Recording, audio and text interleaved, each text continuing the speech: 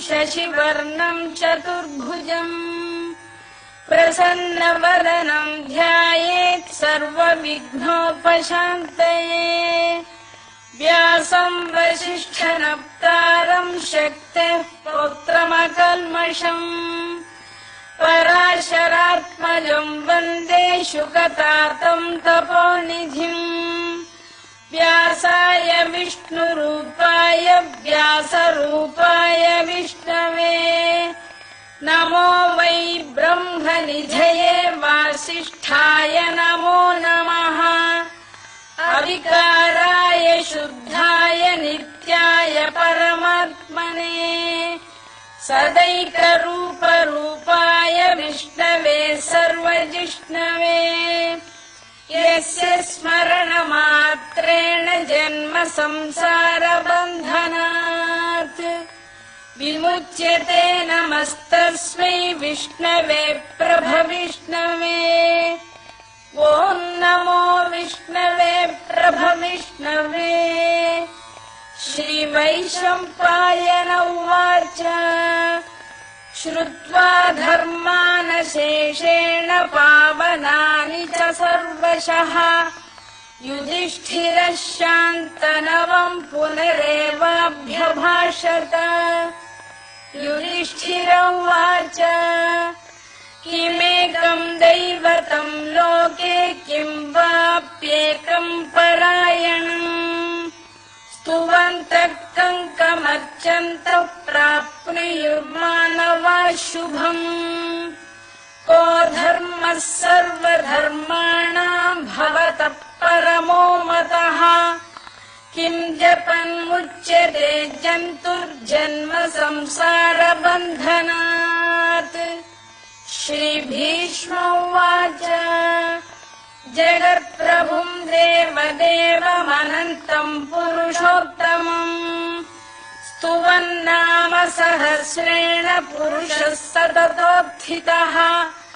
तमेव चार्चयन् नित्यं भक्त्या पुरुषमव्ययम्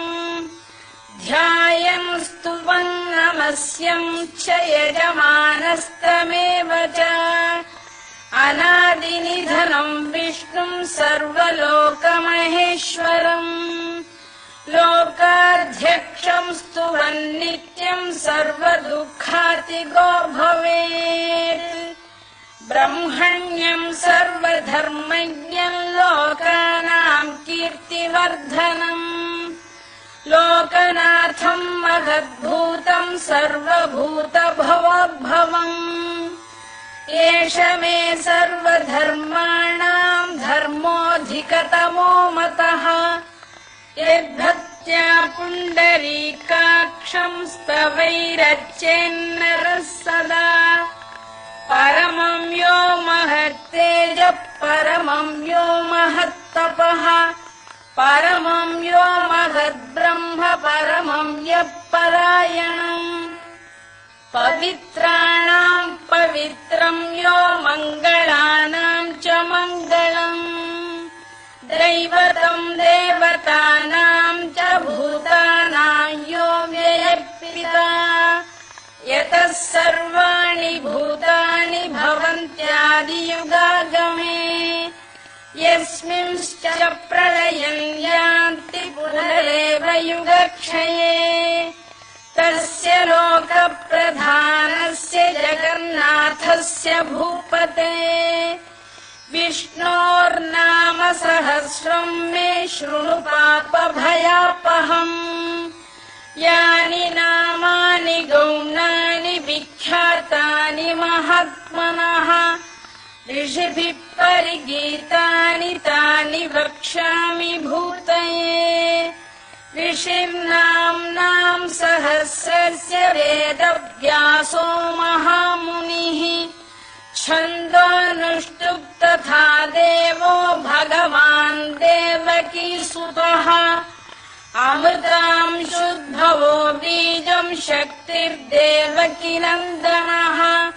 त्रिसामाहृदयं तस्य शान्त्यर्थे विनियुज्यते विष्णुं जिष्णुं महाविष्णुं प्रभविष्णुं महेश्वरम्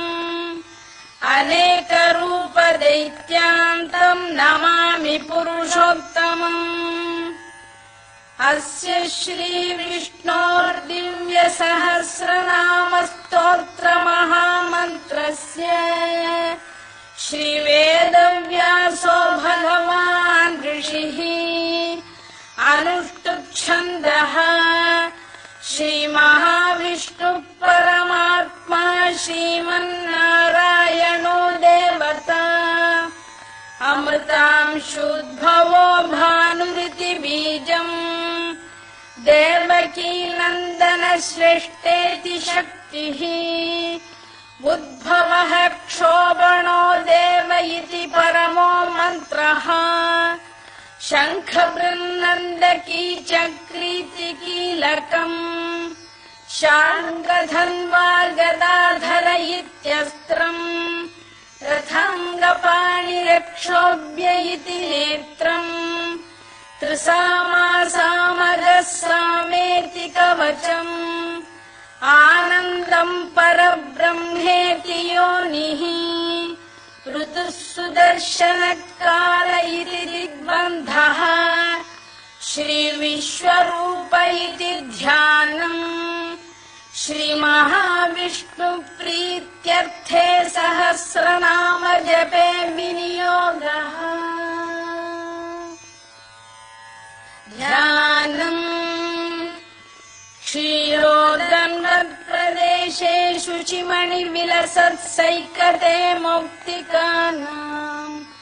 मालार्तुप्तासनस्थस्फटिकमणिनिभैर्मौक्तिकैर्मण्डिताङ्गः शुभ्रैरभ्रैरदभ्रैरुपरि विरचितैर्मुक्तपीयूषवर्षैः आनन्दीन पुनीयादरिनरिन गदा शङ्खपाणिर्मुकुन्दः भूः पादौ यस्य नाभिर्विहरसुरनिलश्चन्द्रसूर्यौ च नेत्रे कर्णाभाषाशिरोद्यौ मुखमपि दहनो यस्य वास्तेयमब्धिः अन्तस्थं यस्य विश्वं सुरनरखगो भोगि गन्धर्वदैत्यैः चित्रं रम्यते तं त्रिभुवनवपुषं विष्णुमीशं नमामि। ॐ नमो भगवते वासुदेवाय। शान्ताकारं भुजगशयनं पद्मनाभं सुरेशं विश्वाधारं गगनसदृशं मेघवर्णं शुभाङ्गम् लक्ष्मीकान्तं कमलनयनं योगिधृध्यानगम्यम् वन्दे विष्णुं भवभयहरं सर्वलोकैकनाथम् मेघश्यामं पीतकौशेयवासं श्रीवत्साङ्कं कौस्तुभोद्भासिताङ्गम् पुण्योपेतं पुण्डरीकायताक्षं विष्णुं वन्दे सर्वलोकैकनाथम्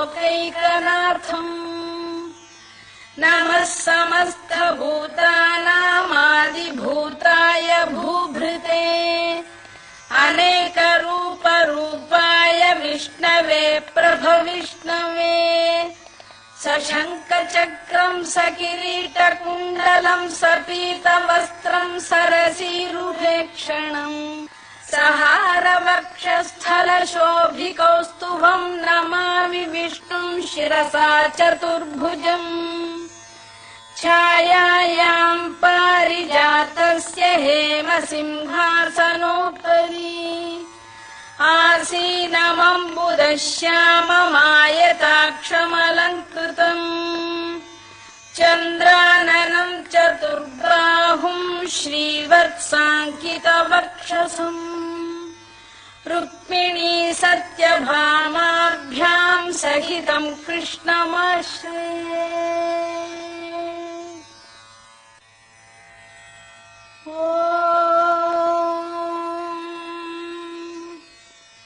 विश्वं विष्णुर्वृषभानुश्चन्द्रमसुरगणा वषत्कारो भूतभव्यभवत्प्रभुः भूतकृद्भूतभृद्भावो भूतात्मा भूतभावनः भूतात्मा परमात्मा च मुक्तानां परमागतिः अव्ययः पुरुषः साक्षी क्षेत्रज्ञोऽक्षर एव च योगो योगविदां नेता प्रधानपुरुषेश्वरः नारसिंहवपुः श्रीमान् केशवः पुरुषोत्तमः सर्वशर्व शिवस्थाणुर्भूतादिर्निधिरव्ययः सम्भवो भावनो भर्ता प्रभवः प्रभुरीश्वरः स्वयंभूः शम्भुरादित्यः पुष्कराक्षो महास्वनः अनादिनिधनो धाता विधाता धातुरुत्तमः अप्रमेयो ऋषिकेशः पद्मनाभोऽमरप्रभुः विश्वकर्मा मनुस्त्वष्टा स्थविष्ठस्थविरो ध्रुवः अग्राह्यः शाश्वतः कृष्णो लोहिताक्षप्रदर्दनः प्रभूतस्त्रिककुब्धाम पवित्रम् मङ्गलम् परम् ईशानः प्राणदः प्राणो ज्येष्ठः श्रेष्ठः प्रजापतिः हिरण्यगर्भो भूगर्भो माधवो मधुसूदनः ईश्वरो विक्रमी धन्वी मेधावी विक्रमक्रमः अनुत्तमो दुराधर्ष्य कृतज्ञः कृतिरात्मवान् सुरेशः शरणं शर्म विश्वरेता प्रजाभवः अधः संवत्सरो व्यालप्रत्ययः सर्वदर्शनः अजः सर्वेश्वरः सिद्धः सिद्धिः सर्वादिरच्युतः वृषाकपिरमेयात्मा सर्वयोगविनिसृतः वसुर्वसुमनः सत्यः समात्मा संमितः समः अमोघः पुण्डरीकाक्षो वृषकर्मा वृषाकृतिः रुद्रो बहुशिरा बभ्रुर्विश्वयोनिःशुचिश्रवाः अमृतः शाश्वतस्थाणुर्वरारोहो महातपाः सर्वगः सर्वविद्भानुर्विश्वक्सेनो जनार्दनः वेदो वेदविदव्यङ्गो वेदाङ्गो वेदवित्कविः लोकाध्यक्षः सुराध्यक्षो धर्माध्यक्षः कृताकृतः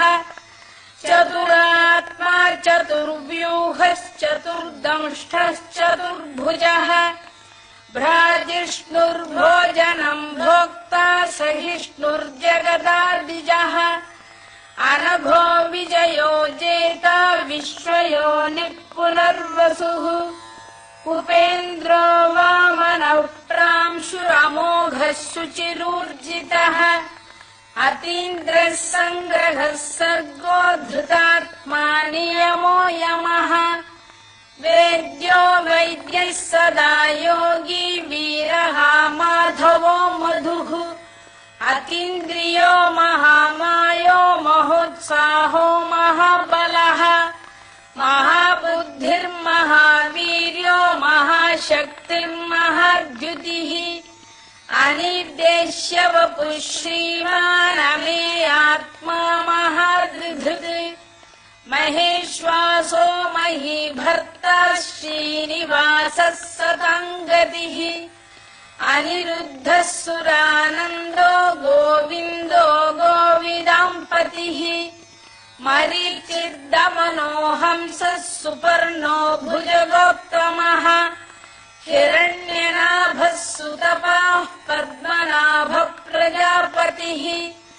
अमृत्युः सर्वदृक्सिंहः सन्धाता सन्धिमान् स्थिरः अजो दुर्मर्षणः शास्ता विश्रुतात्मा सुरारिभा गुरुर्गुरुतमो धाम सत्यः सत्यपराक्रमः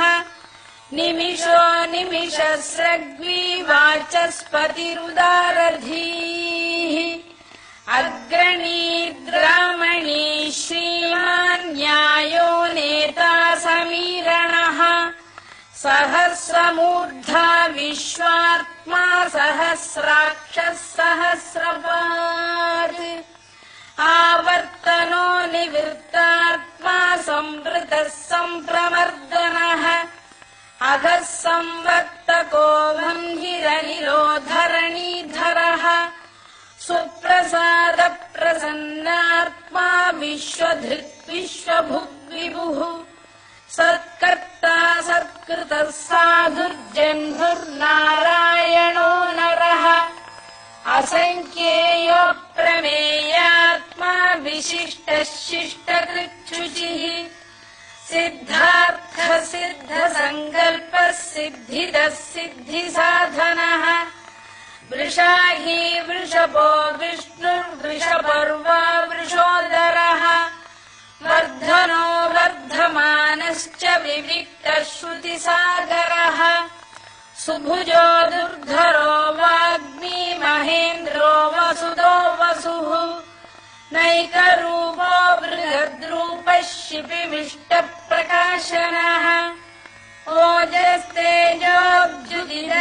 ओजस्तेजोऽब्जुदिनरप्रकाशात्मा प्रतापनः वृद्धस्पष्टाक्षरो मन्त्रश्चन्द्रांशुर्भास्करद्युतिः अमृतांशुद्भवो भानुः शशबिन्दुः सुरेश्वरः औषधम् जगतः सेतुः सत्यधर्मपराक्रमः भूतभव्यभवन्नाथ पवनः पावनो नलः कामः कामकृत्कान्तः कामः कामप्रदप्रभुः युगादिकृद्युगावर्तो नैकमायो महाशनः अदृश्यो व्यक्तरूपश्च सहस्रजिदनन्तजित् इष्टो विशिष्टः शिष्टेष्टः शिखण्डी नघुषो वृषः क्रोधः क्रोधकृत्कर्ता विश्वबाहुर्महीधरः अच्युतः प्रथितः प्राणदो वासवानुजः अपां निधिरधिष्ठानमप्रमत्तप्रतिष्ठितः स्कन्दधरो धुर्यो वरदो वायुवाहनः वासुदेवो बृहद्भानुरादिदेवः पुरन्दरः अशोकस्तारणस्तारः शूरः शौरिर्जनेश्वरः अनुकूलः शतावर्तः पद्मी पद्मनिभेक्षणः पद्मनाभोरविन्दाक्षः पद्मगर्भः शरीरभृत् महर्धिर्वृद्धो वृद्धात्मा महाक्षो गरुडध्वजः अतुलः शरभो भीमः समयज्ञो हविर्हरिः सर्वलक्षणलक्षण्यो लक्ष्मीवान् समितिञ्जयः विक्षरो रोहितो मार्गो हेतुर्दामोदरः सहः महीधरो महाभागो वेगवानमिताशनः उद्भवः क्षोभणो देवः श्रीगर्भः परमेश्वरः कारणं कारणं कर्ता विकर्ता गहनो गुहः व्यवसायो व्यवस्थानः संस्थानस्थानदो ध्रुवः परद्धिः परमस्पष्टः तुष्टः पुष्टः शुभेक्षणः रामो विरामो विरतो मार्गो नेयोनयोनयः वीरः शक्तिमतां श्रेष्ठो धर्मो धर्मविदुत्तमः वैकुण्ठः पुरुषः प्राणदः प्रणवपृतुः हिरण्यगर्भः शत्रुघ्नो व्याप्तो वायुरधोक्षजः ऋतुः सुदर्शनकालः परमेष्ठी परिग्रहः उग्रः संवत्सरो दक्षो विश्रामो विश्वदक्षिणः विस्तारस्थावरस्थाणुप्रमाणम् बीजमव्ययम् अर्थोऽनर्थो महाकोशो महाभोगो महाधनः अनिर्विण्णस्थविष्ठो भूर्धर्मयूपो महामखः नक्षत्रनेमिर्नक्षत्री क्षमः क्षामः समीहनः यज्ञयुज्यो महेज्यश्च क्रतुः सत्रम् सताम् गतिः सर्वदर्शी विमुक्तात्मा सर्वज्ञो ज्ञानमुत्तमम् सुव्रतः सुमुखः सूक्ष्मः सुघोषः सुखदः सुहृत् मनोहरोजितक्रोधो वीरबाहुर्विदारणः स्वापनः स्ववशो व्यापी नैकात्मानैककर्मकृत् वत्सरो वत्सलो वत्सी रत्नगर्भो धनेश्वरः धर्मकृद्धर्मी सरसक्षरमक्षरम् अविज्ञाता सहस्रांशुर्विधाता कृतलक्षणः गभस्तिलेमिः सप्तस्तः सिंहो भूतमहेश्वरः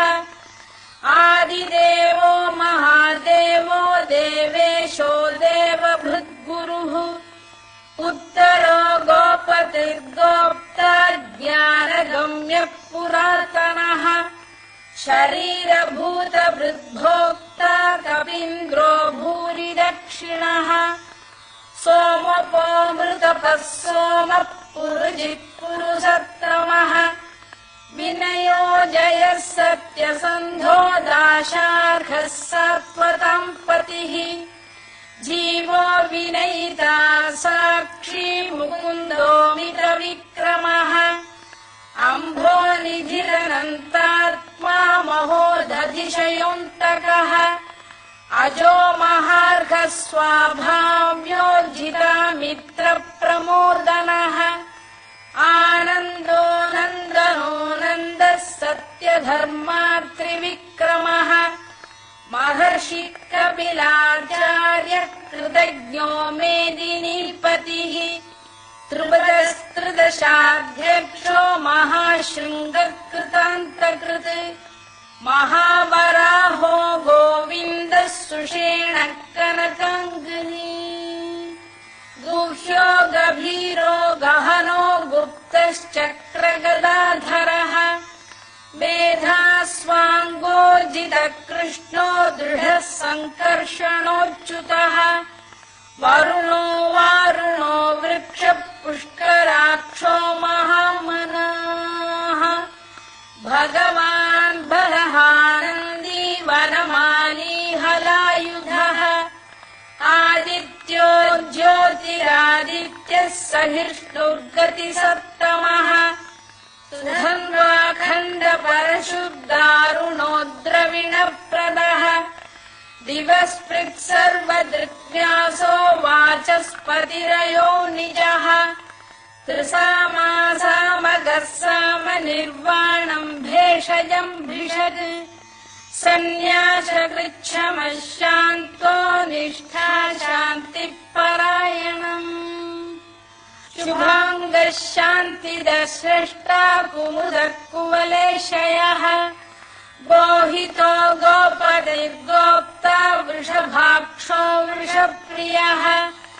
अनिवर्ती निवृत्तात्मा संक्षेप्ता क्षेमकृत् शिवः श्रीवत्सवक्षः श्रीवासः श्रीपतिः श्रीमताम्बरः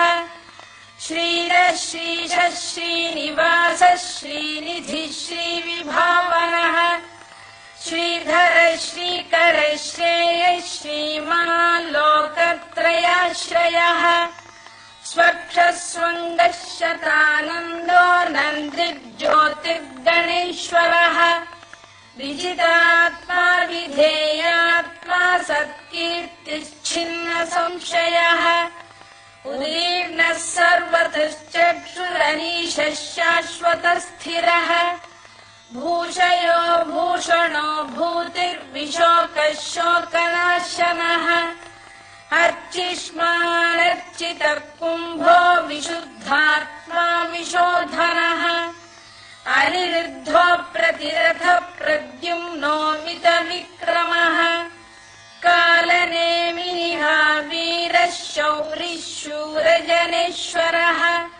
त्रिलोकात्मा त्रिलोकेशः केशवः केशिः हरिः कामदेवः कामपालः कामी कान्तकृतागमः अनिर्देश्य वपुर्विष्णुर्वीरोऽनन्तो धनञ्जयः ब्रह्मण्यो ब्रह्महृद्ब्रह्मा ब्रह्म ब्रह्मविवर्धनः ब्रह्मविब्राह्मणो ब्रह्मी ब्रह्मज्ञो ब्राह्मणप्रियः महाक्रमो महाकर्मा महातेजा महोरगः महाकतुर्महायज्वा महायज्ञो महाहविः स्तव्यस्तव प्रियस्तोत्रम् स्तुतिस्तोतारणप्रियः पूर्णः पूरयिता पुण्यः पुण्यकीर्तिरनामयः मनोजवस्तीर्थकरो वसुरेता वसुप्रदः वसुप्रदो वासुदेवो वसुर्वसुमनाहविः सद्गतिः सत्कृतिः सत्ता सद्भूतिः सत्परायणः शूरसेनो यदुश्रेष्ठः सन्निवासः सुयामुनः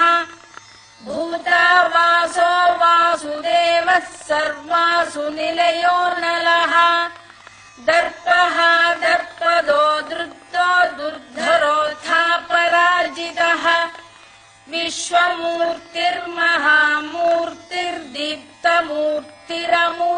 विश्वमूर्तिर्महामूर्तिर्दीप्तमूर्तिरमूर्तिमान् अनेकमूर्तिरव्यक्तः शतमूर्तिः शताननः एकोनैकः स वक्तः किं यत्तत्पदमनुत्तमम् लोकबन्धुर्लोकनाथो माधवो भक्तवत्सलः सुवर्णवर्णो हेमाङ्गो वराङ्गश्चन्दनाङ्गदी वीरः विषमः शून्यो घृताशीरचरश्चरः अमानी मानदो मान्यो लोकस्वामी त्रिलोकभृत् सुमेधा मेधजो धन्यः सत्यमेधाधराधरः तेजो वृषोद्युतिधरः सर्वशस्त्रभृताम्बरः प्रग्रहो निग्रहो व्यग्रो नैकशृङ्गो गदाग्रजः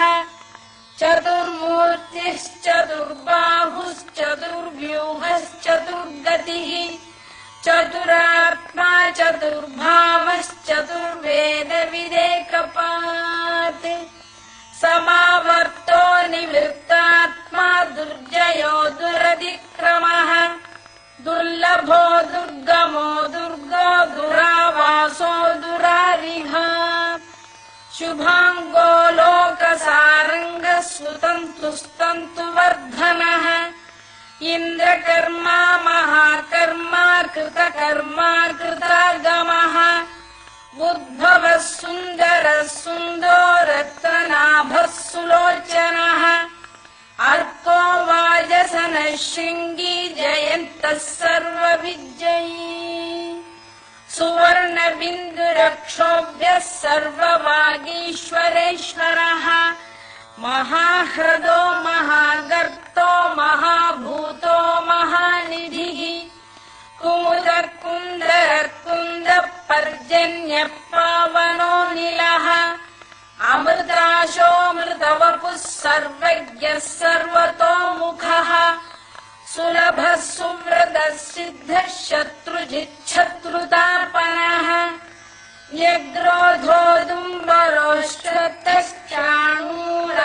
न्यग्रोधोदुम्बरोष्टतश्चाणूरान्ध्रैषूदनः सहस्रार्चिः सप्तजिह्वः सप्तैधाः सप्तवाहनः अमूर्तिरनघोचिन्त्यो भयनाशनः अणुबृहत् स्थूलो गुणभिर्निर्गुणो महान् अधृतस्वभृतस्वास्य प्राग्वंशो वंशवर्धनः धारभृत्कथितो योगी योगीशः सर्वकामदः आश्रमश्रमणः क्षामः सुपर्णो वायुवाहनः धनुर्धरो धनुर्वेदो दण्डो दमयिता दमः अपराजितः सर्वसहो नियन्ता नियमो यमः सत्त्ववान् सात्विकः सत्यः सत्यधर्मपरायणः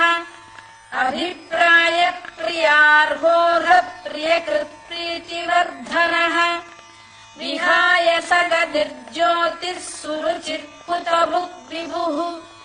रविर्विरोचनः सूर्यः सवितारविलोचनः अनन्तो हुतभुग्भोक्ता सुखदो नैकजोऽग्रजः अनिर्विण्णः सदामर्षि लोकाधिष्ठानमद्भुतः सनात्सनातनतमः कपिलः कपिरव्ययः स्वस्तिदः स्वस्तिकृत् स्वस्ति स्वस्तिभुक् स्वस्ति दक्षिणः आरौद्रः कुण्डली चक्री विक्रम्यूर्जितशासनः शब्दातिकः शब्दसः शिशिरः शर्वरीकरः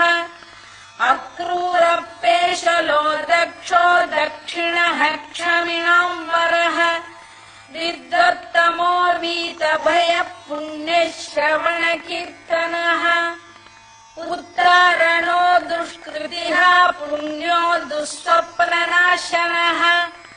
वीरः रक्षणः सन्तो जीवनः पर्यवस्थितः अनन्तरूपोऽनन्तः श्रीर्जितमन्युर्भयापहः चतुरश्रो गभीरात्मा विदिशो व्यादिशो दिशः अनादिर्भूर्भुवो लक्ष्मीः सुवीरो रुचिराङ्गदः जननो जनजन्मादिर्भीमो भीमपराक्रमः आधारनिलयो धाता पुष्पहासप्रजागरः ऊर्ध्वरः सर्पथाचारः प्राणदः प्रणवप्रणः प्रमाणम् प्राणनिलयः प्राणभृत्प्राणजीवनः तत्त्वम् तत्त्वविदेकात्मा जन्ममृत्युजरातिगः भूर्भुवः स्वस्तरुस्तारः सविता प्रपितामहः यज्ञो यज्ञपतिर्यज्वा यज्ञाङ्गो यज्ञवाहनः यज्ञभृद्यज्ञकृद्यज्ञी यज्ञभुक्यज्ञसाधनः यज्ञान्तकृद्यज्ञगुह्यमन्नमन्नादयेव च आत्मयोनिः स्वयं जातो वैखानः सामगायनः देवकीनन्दनः स्रष्टा क्षितीशः पापनाशनः शङ्खबृन्नन्दकी चक्री शार्ङ्गधन्वा गदाधरः तथाङ्गपाणिरक्षोभ्यः सर्वप्रहरणायुधः सर्वप्रहरणायुधो नम इति परमाली गरीशाङ्गी शङ्खी चक्री च नन्दकी श्रीमान्नारायणो विष्णुर्वासुदेवोऽभिरक्षतु वनमाली गरीशाङ्गी शङ्खी चक्री च नन्दकी श्रीमान्नारायणो विष्णुर्वासुदेवोऽभिरक्षतु वनमाली गरीशाङ्गी शङ्खी चक्री च नन्दकी श्रीमान्नारायणो विष्णुर्वासुदेवोऽभिरक्षतु इतीदं कीर्तनीयस्य केशवस्य महात्मनः नाम्नां सहस्रं दिव्यानामशेषेण प्रकीर्तितम् य इदं शृणुयात् नित्यं यश्चापि परिकीर्तयेत् नाशुभं प्राप्नुयात् किञ्चित् सोमुत्रेह च मानवः वेदान्तको ब्राह्मणः स्यात् क्षत्रियो विजयी भवेत् वैश्यो धनसमृद्धः स्यात् शूद्रः सुखमवाप्नुयात् धर्मार्थी प्राप्नुयात् धर्ममर्थार्थी चार्थमाप्नुयात् कामानवाप्नुयात् कामी प्रजार्थी चाप्नुयात् प्रजाम् भक्तिमान् यः सदोत्थाय शुचिस्तद्गतमानसः सहस्रं वासुदेवस्य नाम्नामेतत् प्रकीर्तयेत् यशः प्राप्नोति विपुलं याति प्राधान्यमेव च अचलां श्रियमाप्नोति श्रेयः प्राप्नोत्यनुत्तमम् न भयं क्वचिदाप्नोति वीर्यं तेजश्च विन्दति भवत्यरोगोद्युतिमान् बलरूपगुणान्वितः रोगार्तो मुच्यते रोगात् बद्धो मुच्येत बन्धनात् भयान्मुच्येत भीतस्तु मुच्येतापन्न आपदः दुर्गाण्यतितरत्याशु पुरुषः पुरुषोत्तमम् सुवन्नाम सहस्रेण नित्यं भक्तिसमन्वितः वासुदेवाश्रयो मर्त्यो वासुदेवपरायणः सर्वपापविशुद्धात्मा याति ब्रह्म सनातनम् न वासुदेव भक्तानामशुभं विद्यते क्वचित् जन्म मृत्युजरा व्याधि भयं नैवोपजायते इमं स्तवमधीयानः श्रद्धा भक्तिसमन्वितः युज्येतात्मसुखक्षान्ति श्रीधृतिस्मृतिकीर्तिभिः न क्रोधो न च मात्सर्यं न लोभो न शुभामतिः भवन्ति कृतपुण्यानां भक्तानां पुरुषोत्तमे द्यौः स चन्द्रार्कनक्षत्रार्कं दिशो भूर्महो दधिः वासुदेवस्य वीर्येण विधृतानि महात्मनः ससुरासुरगन्धर्वं स यक्षोरगराक्षसम् जगत्वशे वर्ततेदं कृष्णस्य सचराचरम् इन्द्रियाणि मनो बुद्धिः सत्त्वं तेजो बलं धृतिः वासुदेवात्मकान्याहुः क्षेत्रं क्षेत्रज्ञ एव च सर्वागमानामाचार प्रथमं परिकल्पते आचार प्रभवो धर्मो धर्मस्य प्रभुरच्युतः ऋषयः पितरो देवा महाभूतानि धातवः जङ्गमा जङ्गमं चेदं जगन्नारायणोद्भवम् योगो ज्ञानं तथा साङ्ख्यं विद्या शिल्पादिकर्म च वेदाशास्त्राणि विज्ञानमेतत् सर्वं जनार्दनात्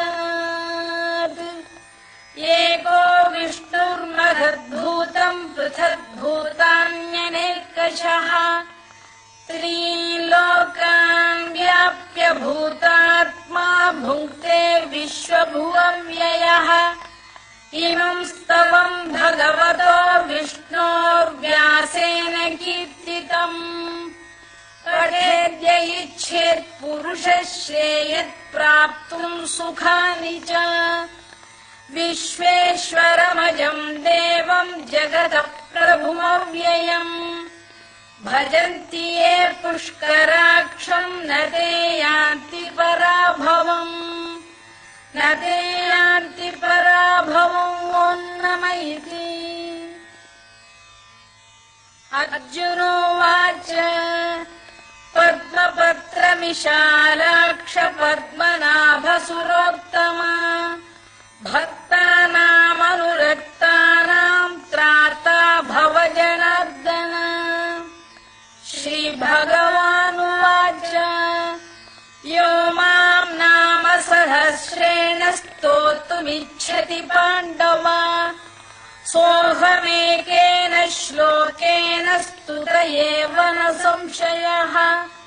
स्तुत एव न संशयोऽन्नम इति। व्यास उवाच वासनाद्वासुदेवस्य वासितम् भुवनत्रयम् सर्वभूतनिवासोऽसि वासुदेव नमोऽस्तु ते वासुदेव नमोऽस्तु ते ओन्नम इति। पार्वत्युवाच केनोपायेन लघुना विष्णोर्नाम सहस्रकम् पठ्यते पण्डितैर्नित्यम् श्रोतुमिच्छाम्यहम् प्रभो। ईश्वर उवाच श्रीराम राम रामेति रमे रामे मनोरमे सहस्रनाम तत्तुल्यम् राम नाम वरानने। श्रीराम राम रामेति रमे रामे मनोरमे सहस्रनाम तत्तुल्यम् राम नाम वरानने। श्रीराम राम रामेति रमे रामे मनोरमे सहस्रनाम तत्तुल्यम् राम नाम वरानने। राम नाम वरानन ओन्नम इति। ब्रह्मोवाच नमोऽस्त्वनन्ताय सहस्रमूर्तये सहस्रपादाक्षि शिरोरुबाहवे सहस्रनाम्ने पुरुषाय शाश्वते सहस्रकोटियुगधारिणे नमः सहस्रकोटियुगधारिणे नमः ओन्नम इति। सञ्जय उवाच यत्र योगेश्वर कृष्णो यत्र पार्थो धनुर्धरः तत्र श्रीर्विजयो भूतिर्ध्रुवानितिर्मतिर्मम। श्रीभगवानुवाच अनन्याश्चिन्तयन्तो मां ये जनाः पर्युपासते तेषाम् नित्याभियुक्तानां योगक्षेमम् वहाम्यहम्। परित्राणाय साधूनां विनाशाय च दुष्कृताम् धर्म संस्थापनार्थाय सम्भवामि युगे युगे। आर्ता विषण्णाः शिथिलाश्च भीताः घोरेषु च व्याधिषु वर्तमानाः संकीर्त्य नारायण शब्दमात्रम् विमुक्तदुःखाः सुखिनो भवन्तु। कायेन वाचा मनसेन्द्रियैर्वा बुद्ध्यात्मना वा प्रकृते स्वभावात् करोमि यद्यत् सकलम् परस्मै नारायणायेति समर्पयामि।